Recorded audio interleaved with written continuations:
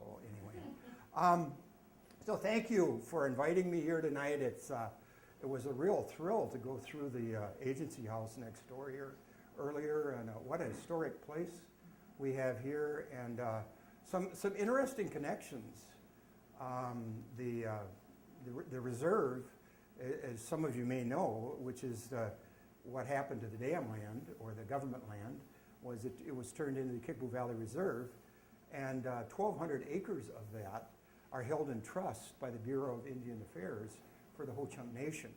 And it really ties in very much to what this house was all about right over here, which was the agency house for the Ho-Chunk back in the 1830s. So it's a lot of interesting connections in regard to that. And I'm really going to be talking about two different things today. I'm going to be talking about the dam project at LaFarge, which is a story unto itself, and to kind of self-promote, which I try to do it as much as I can. I've written a book about that project. It's called That Dam History, and I brought some copies of this along, which you may wish to purchase afterwards. I'm not saying you do, but why don't you just please pass these around, take a look at them, and this is some of the things that I'll be talking about is in that. And when I wrote that book, I brought it out in 2011, and one of the first things was that the locals just clomped onto it, and they wanted to see if I'd done a good job, or was I going to be pro-dam, or was I going to be anti-dam? So I immediately heard from the anti-dam people that it was obvious that I was a pro-dam advocate in writing the book. And then not too much later, I heard from some of the pro-dam people saying that I was an anti-dam advocate in the book. And I thought, I must have done a good job writing that, because they both think I'm on the other side. And I tried to stay out of that, to stay out of a side in that story, because it was so controversial in LaFarge for so long. And we're going to get into that really in our local history project too. So we're going to talk about the dam project, and then we're also going to get into an oral history project that we did after the project was stopped. Yeah, just take one of those and look through them or pass them around, whatever. I have other books coming as well. But then later in 2000, after the project was decommissioned, or whatever you would like to call it, we did this oral history project, which proved to be very successful and unique in many ways, and we'll talk about that too. So first of all, we'll take a look at the dam project, and my wife said if I push this button, we would go on to the next one, but it's not going on, so.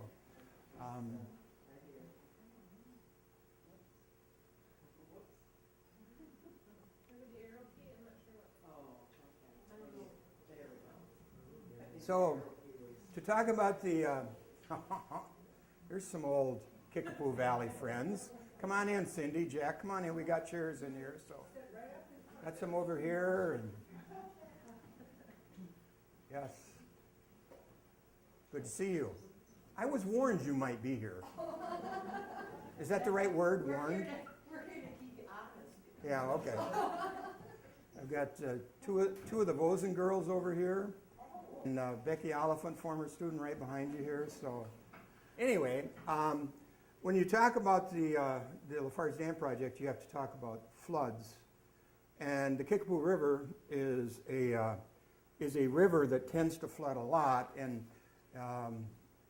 we're going to talk about why that is or was. And this is a scene from the 60s when we were going to high school, and the river is flooding across Highway 82 at this point, right in downtown LaFarge. And we always like to say that this property often had water frontage on it when these kind of things. But as you'll see in some other slides, a lot of houses in LaFarge did when the floods came. And, whoops, I gotta back up here. In the back. That really went fast. I couldn't get it to move at all, and then it went. But I have some, back it up for me. So I have a series of slides here that demonstrate the flooding of the Kickapoo. Here's one in 1899, one of the first really big floods on the river. And when you talk about the floods, you have to talk about the causes. And one of the main causes was the deforestation of the land. The Kickapoo Valley is located deep in the driftless area. It's heavily hilled, you might say. And what had happened from the Civil War up until about the 1890s, an immense stand of white pine that had come down the valley to that point had been all lumbered off. And in the 1890s, there was a movement to convert most of the land into dairy farm operations. And again, you need to get the trees off. The railroad had come to LaFarge in 1898, and that spurred another lumber growth, taking the hardwood lumber off. And so through that whole process, the river became very, very prone to flooding. And this is an interesting photo because it's of a flood of not of LaFarge, but a predecessor to LaFarge, a place called Seelyburg. And this particular was the first town. This was the first town where LaFarge is now. This was right on the river, named after Dempster Seely, who had a sawmill there, and everybody who was there was basically either working for or doing business with the people who worked for Seely and the sawmill. And it's interesting that the building that's kind of caved in there is Doc Carpenter's apothecary. The doctor's house was here. Right over there is his drugstore, and you can see it's been washed down and is caving in. And this was pretty much the beginning of the end for Seelyburg when these floods started hitting. And what's interesting, this is not the Kickapoo River. Carolyn, what did I do with, oh, there it is. This is not the Kickapoo River that you see right here, but is actually a new channel that has been gouged out by the flood. So they had to fill this all back in, which looks like a river and actually is where the river went, but took that whole town basically away. And then if we move ahead, and I hope I can move ahead just one. Here we are in 1907. This is downtown LaFarge. And Main Street, LaFarge, heading off toward Viroqua. Interestingly, if you look at the hills, basically denuded, very few trees, a little growth there, but you got a few along the Kickapoo here. But this is, pretty common. Cindy and I are growing up in the community.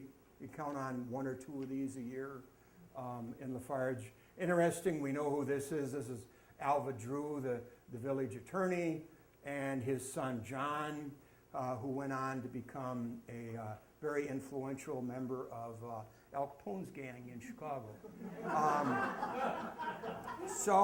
I'm hoping the family dog turned out a little better than that. Well, no, John actually turned out pretty well too, but he did. He worked for Capone in Chicago. So, and so we're going to be looking at the dam project as related to these floods. And this is the flood that kind of got the dam project started. This is 1935, an immense flood in the valley, the greatest to that time. This is the village of LaFarge. You notice this diagonal cut right through the village. And I want you to kind of remember that because we're going to see it later in a later flood. This is, if you're familiar with LaFarge, this is Highway 82 coming right across east to west. And this is Highway 131 heading north there. All of these homes, of course, underwater.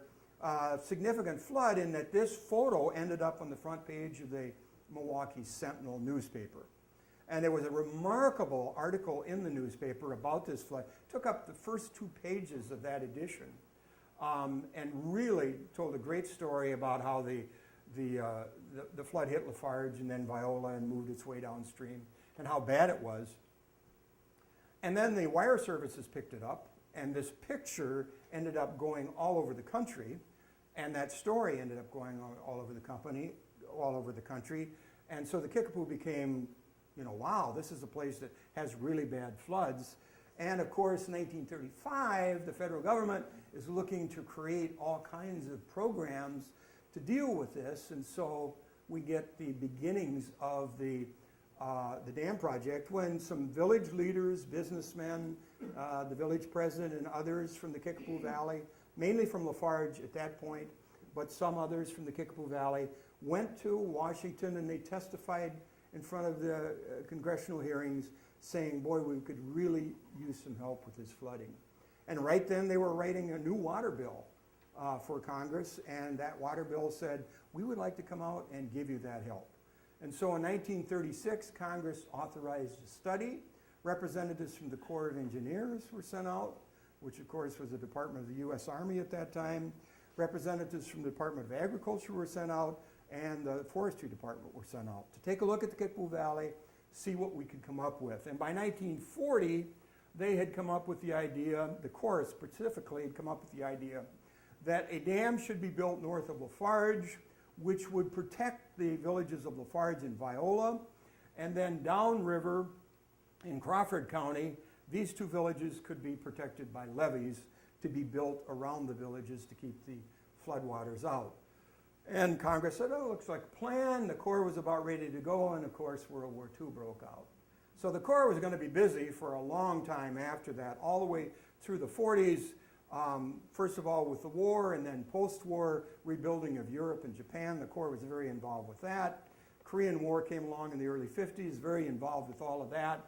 The flooding did not stop during that time. As a matter of fact, there was some disastrous flooding in the 50s that kind of got the project back on the drawing board, and by 1962 then, Congress authorized the Corps to go ahead with the project, which was to build this dam north of LaFarge, actually, and right outside of the little hamlet of Rockton, which is about 5 miles north of LaFarge, and then these two levees downstream. They did not talk about a lake at all. There was going to be an impoundment of 400 acres generally, at peak flood times perhaps 800 acres, but the dam was going to be have a series of spillways, water constantly flowing over it, very low maintenance. If you're familiar with the Onalaska area, the Onalaska spillway in that area would have been something kind of like that. So when I grew up in LaFarge, we always had floods, and we were always talking about going to have a dam. But it was never going to happen. And then one day, all of a sudden, we got our local paper, the LaFarge Enterprise, and they had headlines that big, said, dam to be built or something like that. And so we were quite startled that it was going to happen. From that first project in '62, working with the state of Wisconsin, the Corps of Engineers then expanded the project. And in 1967, they came up with what we refer to as the bigger dam proposal, which is the fact that we're going to add recreation and tourism and economic benefits to this project. It's not just going to be flood control, but now we're going to try and give an economic boost to an area of southwest Wisconsin that was very poor statistically, and that really could use that kind of thing. So now we're going to we're going to have a much bigger dam, by the way, and we're going to have an 1,800-acre lake with this, behind this dam, backed up behind this dam. And this is going to have 13 recreation areas around it, from boat landings and overlooks to a 300-site campground and all kinds of things like that. And so in 1969, they started to purchase the land for this project. And the Corps of Engineers sends a letter out to the people, and they say, we want your land. And we're going to come in and talk to you about taking your land and how that whole process is going to go, which was not particularly pleasant for a lot of people. But the fact was it was going to happen, and it did start to happen in 1969. Between 72 and 74 then, the dam was constructed, almost 75% completed. Nearly 9,000 acres of land was purchased, and the people that were on those lands were moved off, left, and went someplace. And that came out to about 140 homes and farms had to be vacated through this process. And about the time it was going to be finished in 1975, the project was stopped by Congress. So the dam itself, if you see, here's a river going kind of a horseshoe around this low ridge called Norris Ridge here, just north of LaFarge. And they were going to build the dam on top of this ridge, dam the river up right here, put a little spillway over here to handle emergency waters. Basically, everything was going to come through from a tower out in the lake, through a conduit out into a spillway back into the river here. So in 1975, when they stopped the project, this is what it looked like. Aerial photography from the Corps of Engineers. You can see the dam here, all ready to go. Here's the water intake tower that would have been in the lake. Water would have went underneath the dam into this spillway, back out into the river that way. As I said, 75% completed. Another view of that, you can see the dam all done, ready to go. Just fill in this gap. This is new Highway 131, which was constructed to go around the lake. And it was also going to be how they were going to haul the material up to fill this gap in right here from a hill outside of LaFarge, where today the headquarters of Organic Valley stands. So Organic Valley couldn't have been way up here. If this went in, it would have been way down here. But anyway, the project's there, and this is what it would have looked like. So you finish this gap right here, which is what we were just looking at, and you start backing the water up, and there you have beautiful Lake LaFarge. Beautiful blue waters. And we even had some sailboats out on this, but my publishing partner took those off. He just thought it was too ostentatious to include those on that. You'll see this is a cover of the book, basically, that we're looking at here.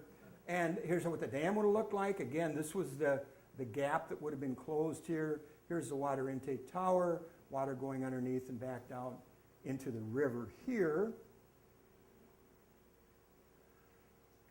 Okay, again, stopped in 1975 when Congress said we weren't going to spend the $4.2 million that had been allocated for 1976 for the project. It was stopped at that point. And this is my pat answer for why it was stopped. Everybody asks. Political, environmental, and financial reasons. Political, the governor of Wisconsin, Patrick Lucey, was against it. The two U.S. senators, Gaylord Nelson, and finally William Proxmire, were against it.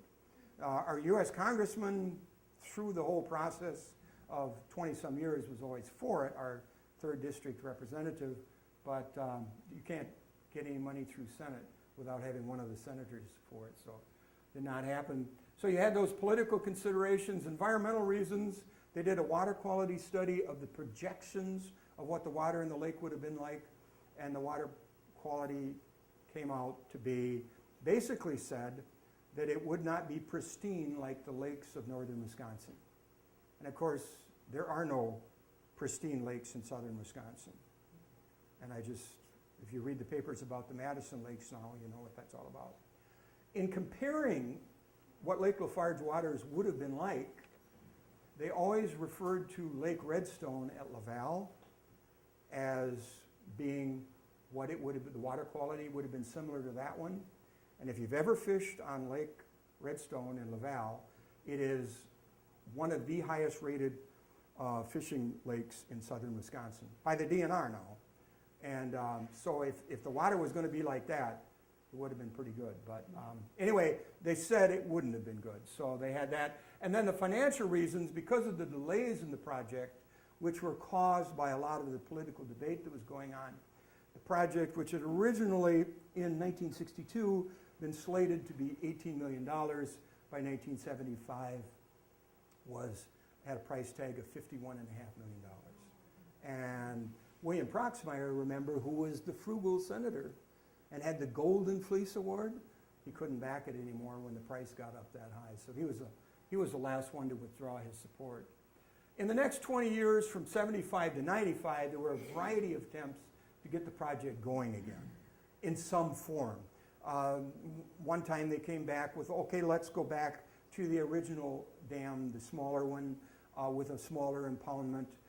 Then there was a dry dam proposal, which was we won't put any water behind it. We will simply put the dam in for flood control, which would have been great. And I'll show you some of that in a minute. But nobody could come to an agreement on that. And finally, after 20 years of this wrangling back and forth about what we're going to be doing with the government land. And if you've been from LaFarge, you know the government land was this 9,000 acres north of LaFarge that the Corps supposedly took care of, which they really didn't, that was up there that nobody lived on, and you know, that whole type of thing. So after 20 years of that, they couldn't come up with anything. It was in what we call authorization limbo, because the Congress each year would authorize a certain amount of money for the Corps of Engineers to maintain the project, to maintain the land, which they really didn't do, but they had it in their budget. So that whenever anybody went to court to try to get the project going, like Vernon County did, they sued the federal government to do this project. And the judge said, I'm sorry, but it's still authorized. You can't sue because technically it's still going, because there was a little bit of money trickling through the system. And the former landowners did that too. A lot of the landowners went together. They sued the government, give us our land back if you're not going to build a dam. And again, the judge says, sorry, it's still an authorized project. We can't. So that's what I'm talking about when I speak of authorization limbo. Finally, in 1992, Governor Thompson, who of course is from Elroy, which is not too far from LaFarge, he's very, very aware of this project, had supported it all the way through, wanted a dam built, wanted a lake there, but he said, that's not going to happen, so let's move on. And it's interesting that he wouldn't tackle this project until after he had been reelected. Brian Root, our state senator from the area, had come to him and said, Governor, if you went up there with your poll, I think we could get something going. And he said, let's see if I'm going to be a governor for one more term. So once they got through the election cycle, then they came and Governor Thompson came to LaFarge and he said, what are we going to do with his land? And he brought in an advisor from UW Extension to help with this. A citizen advisory committee was formed in 1992. What can we do with the land? First option, give it back to the people who lost it in the first place. Offer to sell it back to the families. The federal government can't do that. They have to offer it first to other agencies in the federal government, and if they don't want it, then they offer it to the state, and so you went through that whole thing where we could not guarantee the lands would go back to the people who originally owned it. So then they went through some other options, and then they said, well, let's keep the land for the public good. And then they thought, well, what is that going to be? And they eventually came up with this idea of the Kickapoo Valley Reserve. And in 2000, finally, after about almost 10 years of negotiation between the federal government and the state government, it was returned to the state, and the state established the reserve by state statute. And it was about this time also, around 2000, that, I got some Corps of Engineers construction photos just to show you that they were building a dam. Here's the water intake tower. This is the conduit that runs the water underneath the dam. There's towers a little higher, construction. By the way, if you come to LaFarge, I'll take you on a dam tour and show you the tower at least. Here's a spillway going back into the river. You can see this is looking complete to you. Well, it's because it basically was. Just fill in the gap. Again, here's what we were just looking at. This is probably late 74. Here's maybe 73. The east abutment over here, these beautiful sandstone shelves that they exposed over here. And that's really a geologic history of the Kickapoo Valley. Those, these are layers of sand that was deposited on the bottom of that prehistoric ocean a million years ago or whenever it was. It's really, really interesting. And if you come back, we have a trail that goes on the reserve that goes right out here, and you can actually come right down and walk on one of those shelves. It's a very, very neat place. But an unfinished dam does not hold back any water.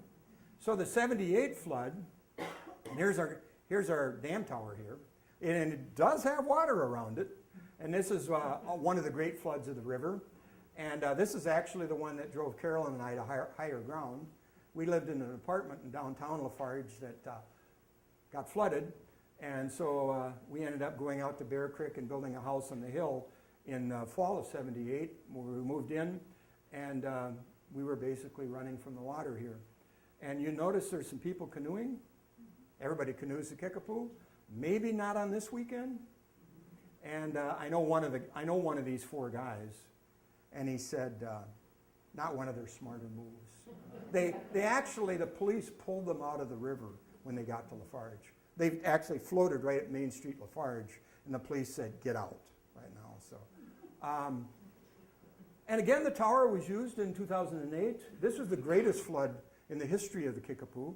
And you can see we've got it right there. No water being stopped, though.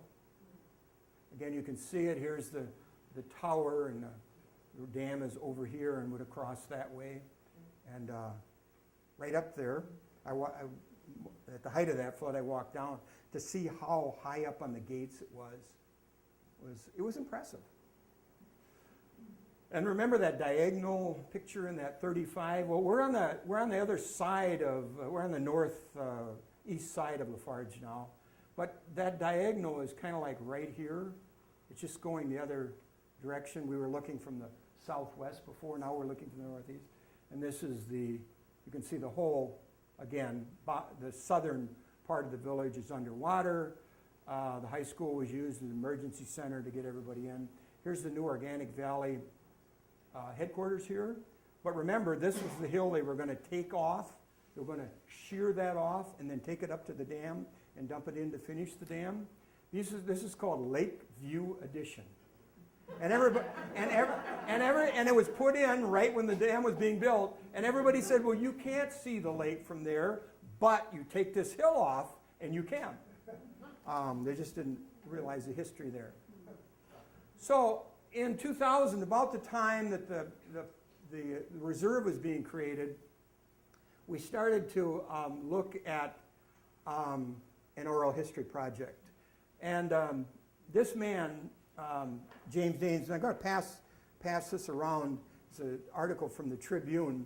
And he was very influential in kind of getting this project going. He was a former landowner. And when the reserve board hired Marcy West as their executive director, she went on a little pickup ride with James, and he took her all around the property, and he said, now this is where the Van Dykes lived, and this is where my brother lived here, and this is where my folks lived here, and this is where the Straights lived here, and was just showing her all the people. And as he was telling her this, he says, and the sad part about this is these people are dying off. Their stories are being lost. And she got the idea, wow, we should really take a look at getting these stories. So she went to her management board there at the reserve and bounced this idea out to them about an oral history project, and also got the school districts at LaFarge and Ontario to sign on to it, to kind of really like the idea of it. Those are the school districts that were affected by the sale of the land. A quarter of the LaFarge school district was gone because of the dam project. And there were also some very early interviews with the former landowners, including James there, who helped show the importance of this project and the value of using LaFarge High School students in it. And so we looked at doing this oral history project, and a grant was secured from the Wisconsin Humanities Council, helped tremendously. in helping pay for equipment and consultants and how are we going to do this and this whole type of thing. We hired a project coordinator, Fritz Cushing, who would not come along with me tonight. I begged and begged him to come, but he's a recently retired teacher, and he wanted to be retired. So he said, if I wanted to go teach some more, I would, so. Okay, so then, and the KVR, LaFarge, and now, which is Norwalk, Ontario, Wilton, Brookwood High School, if you may be familiar, they supported the project. And it was planned that we put a team together to figure out how we're going to do this. How are we going to collect and save the stories who were affected by this project? And we decided very early on is we were going to use students. And these are students at LaFarge High School who were in a local history class of mine, juniors and seniors. And this young man here, Robin, and this young lady here, Christy, they had gone out and they had interviewed James the year before. And it was for a project for another history class. And they didn't know anything about the dam project. And I said, well, go talk to somebody who was involved in it. And James said he'd go out with them. And so they were going to be gone an hour. And no, they were going to be gone 2 hours. They were going to be gone third and fourth hour, and then we had lunch. And so fifth hour, the principal comes to me and they said, do you have any idea where Robin and Christy are? I said, well, they went out to talk to James. He said, they never came back. And they never did come back until 2:30 in the afternoon. And a marvelous, marvelous experience for them.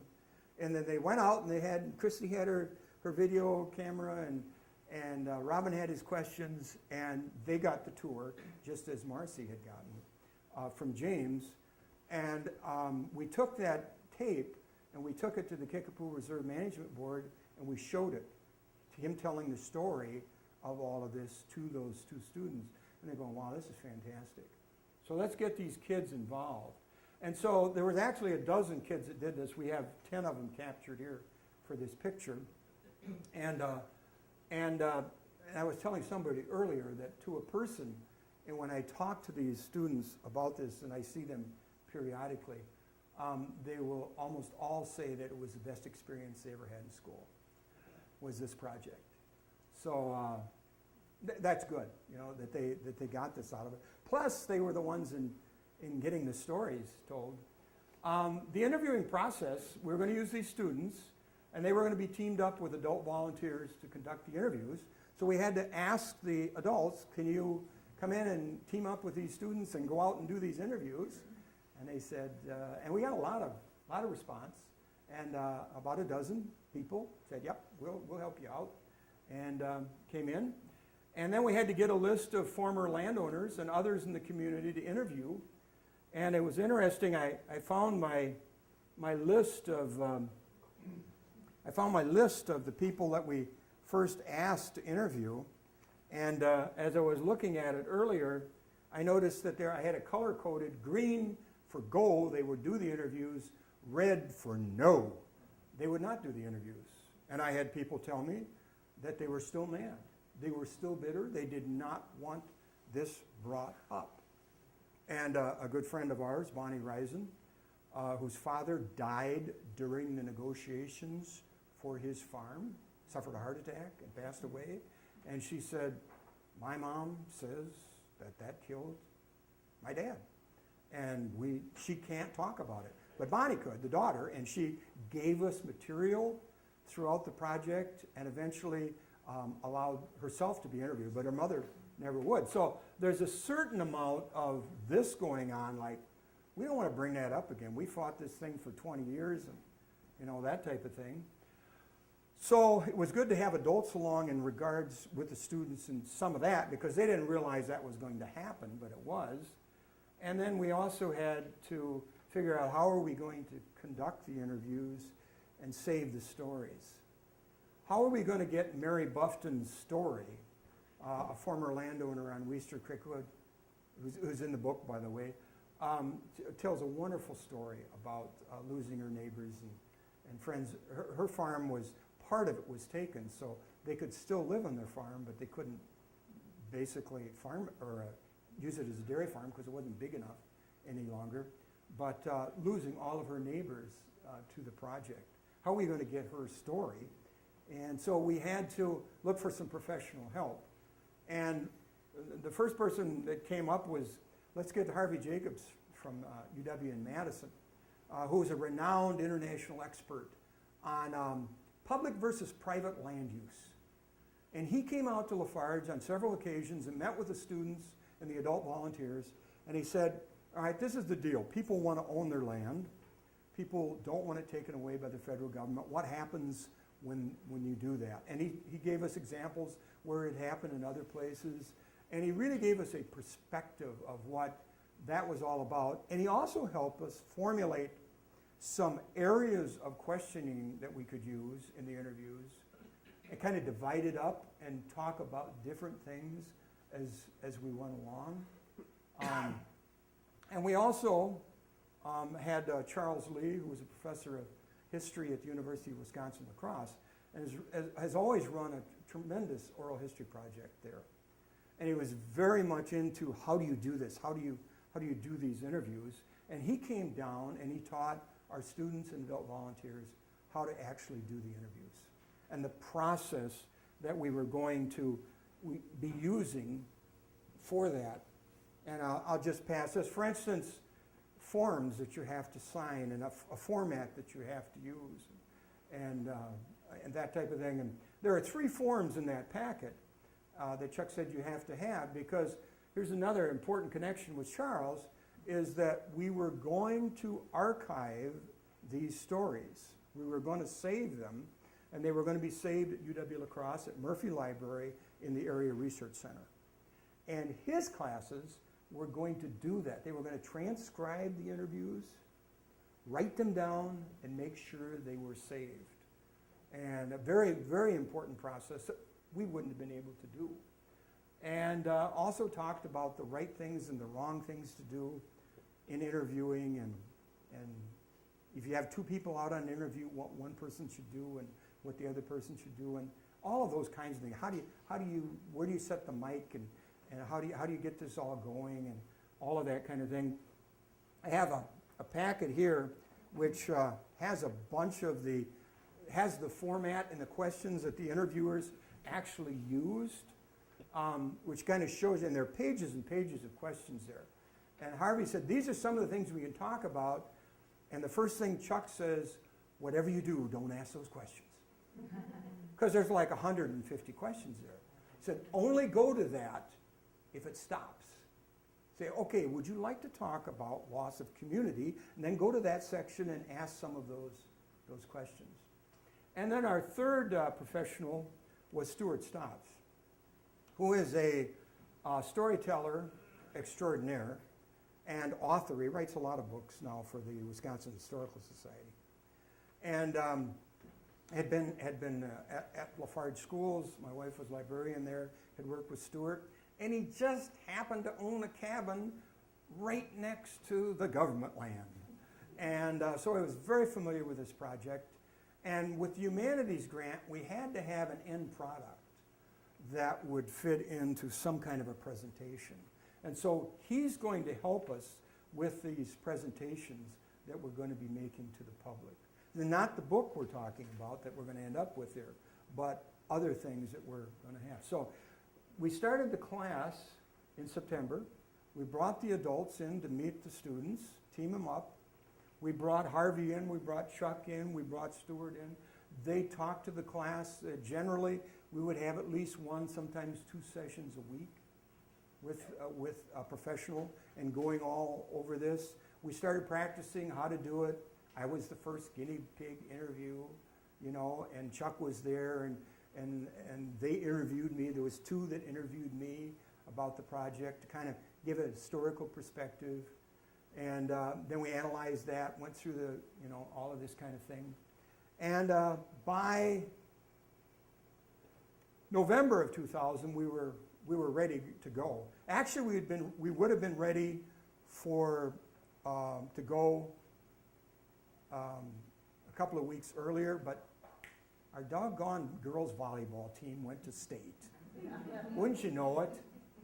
First time we'd ever been to state, and About half that crew that you saw played on the volleyball team, so they're much more worried about other things than these stories. But eventually, in November, we started this, ran it through mid-January, 1st of February, and we came up with 46 interviews. We approached probably 75 people. Some said no because they just couldn't do it. A lot said no because they did not want to do it. They didn't want to bring it up again. They just didn't want to go there. The emotions were still raw. But we did get this many, and they were great interviews. And every time that we'd have an interview, we would bring the tapes back to the classroom, and then the students would collectively sit down and they would listen to the tapes and they would fill out forms to say what was on tape 1, side A. And just little notes so that when they were sent off to UW La Crosse to be transcribed, they would have an idea as to what was going to be on there, and they could follow along with that. So that was a long process where we were going through all of these interviews. That took a long time. And then at the same time, Stuart Stas was going through the tapes. He was listening to them. And he was reviewing them and seeing, what he could draw out of them that we might use to present to the public. And so in April, we made a presentation to the public. We went to Norwalk, Ontario, Wilton schools in the morning and presented to the high school there. And the students at that school were not particularly knowledgeable about this project at all, but the choral reading that our students did, and by the way, most of the students that were in that history class were also on the forensics team. They were also in group presentations on that forensics team, so they were good at this stuff. And a couple of others that were really good at this stuff were recruited to join them.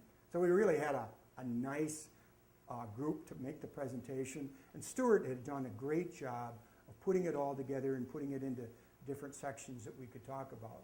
So he presented it at Brookwood High School in the morning. We came down to LaFarge High School in the afternoon, presented it again. The LaFarge students were a little more tuned into it. They knew about the government land, and so they were a little more tuned into it. And that evening, we went to the community temple and presented it to the general public. And our community temple is an old Masonic temple that's been converted into a community center. And we were hoping, if we get a couple dozen people come in, it'd be great. Or the place was packed. It was like 200 people. It was overflowing.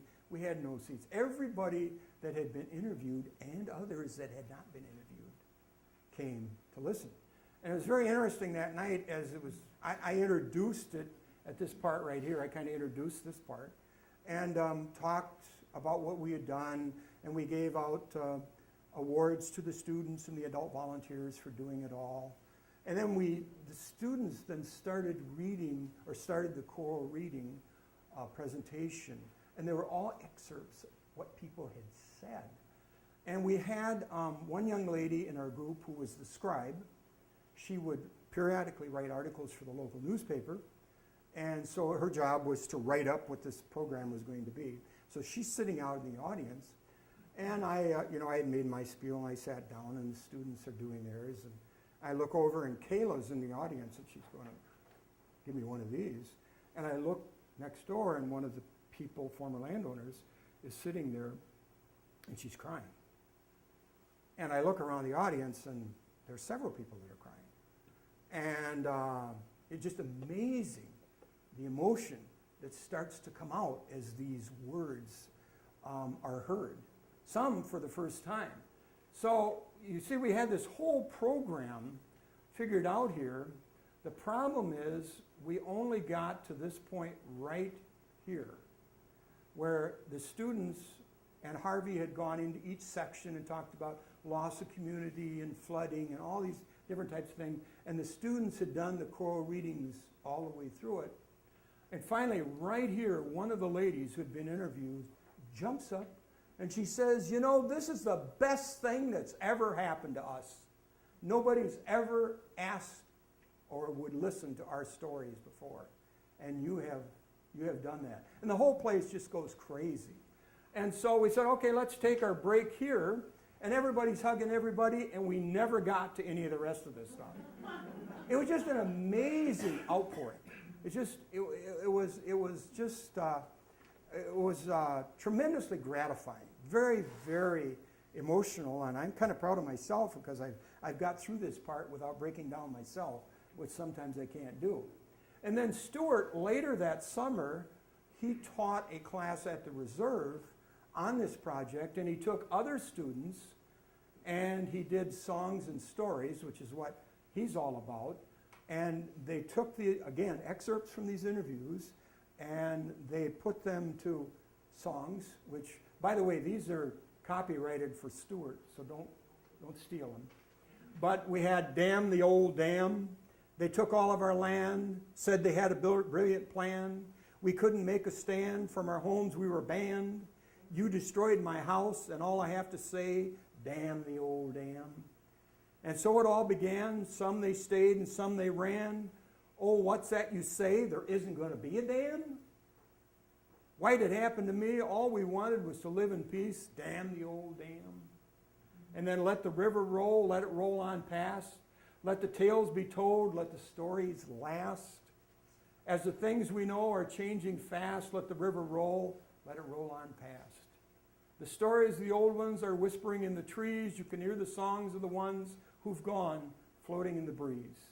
The river might divide us on both sides of the land, but we're not lost if we reach across and take somebody's hand. We will not forget the past as we move ahead. Lessons learned, bridges burned, the stories are not dead. For those of you who lived around LaFarge, bridges burned, you remember that one? So, this was a success.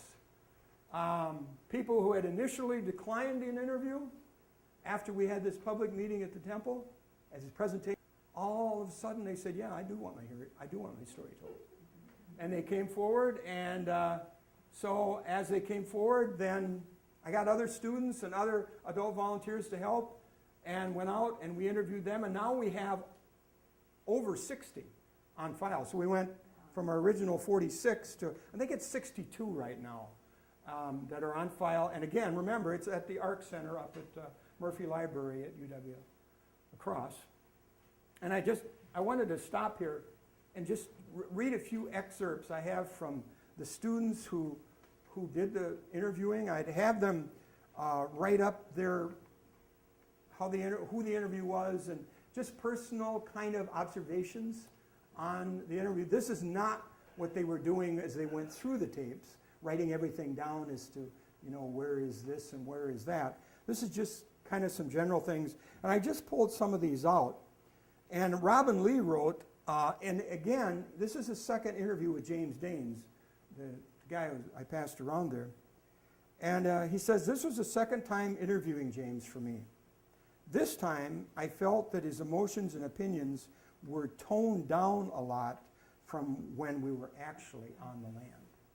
The second time, they went to his house in LaFarge. They didn't go out to the old farm where they had went the first time and never came back. And Christy Campbell, the video gal who did all the videotaping for our project, she writes in one of her interviews, this interview went very well.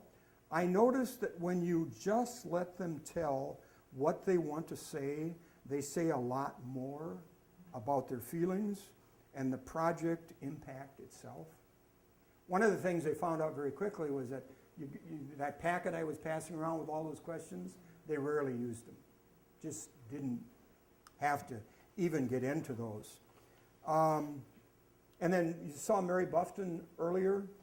Christy said about that interview, Mary was afraid of bringing it all up again, but she did it so everyone could hear her story.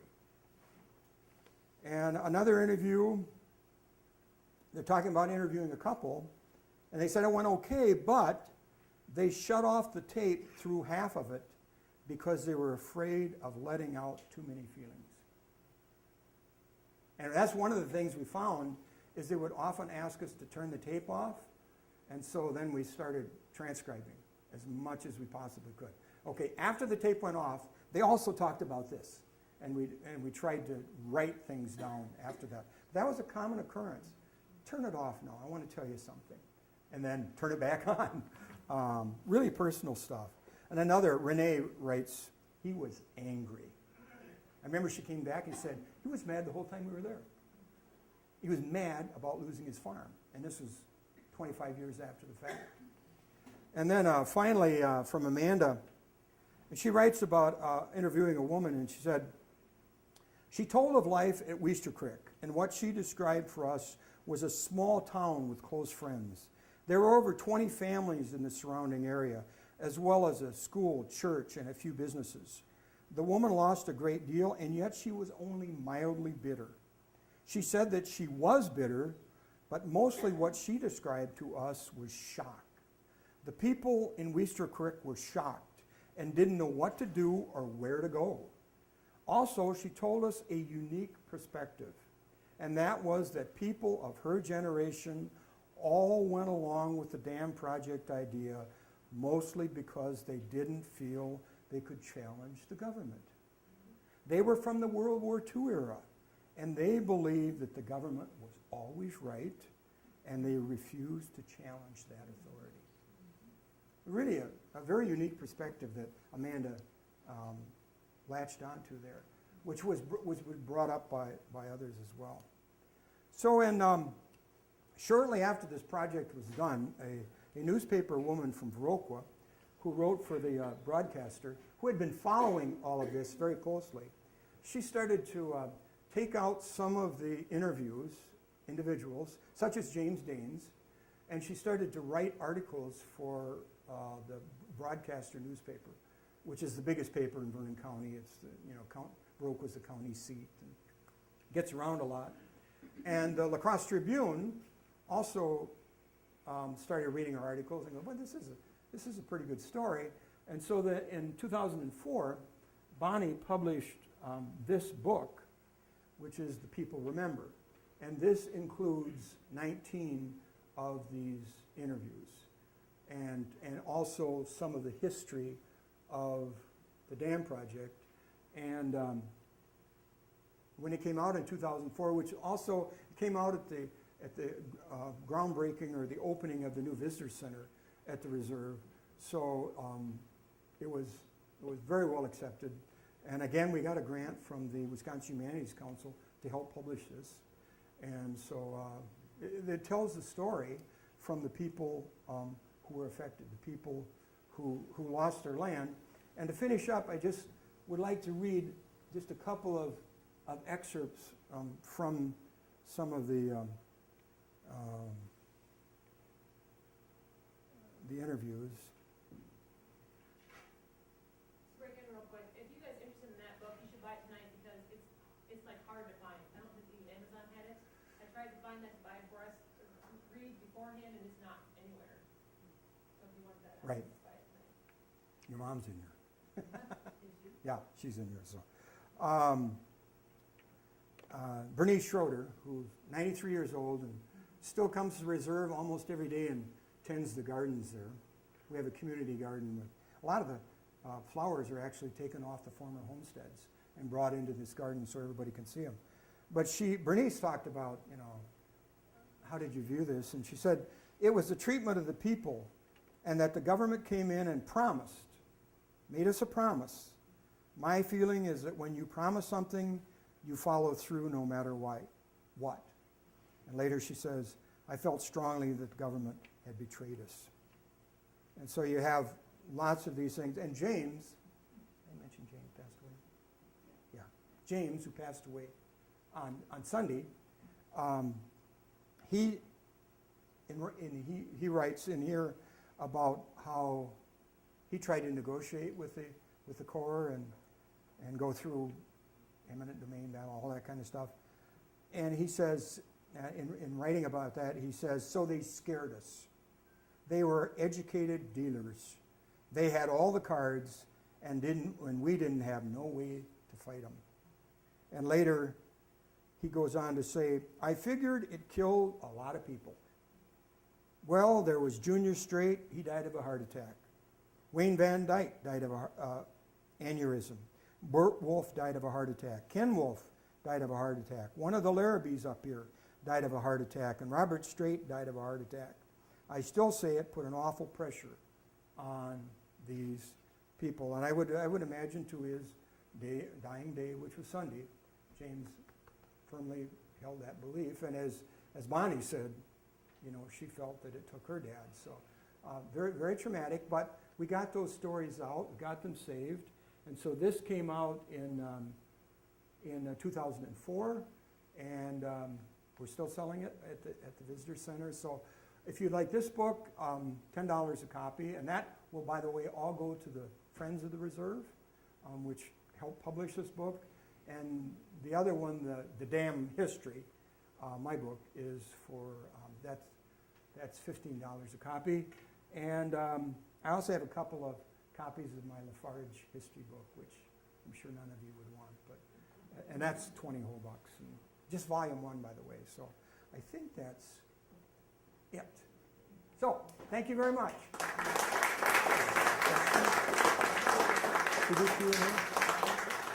Do we have any questions?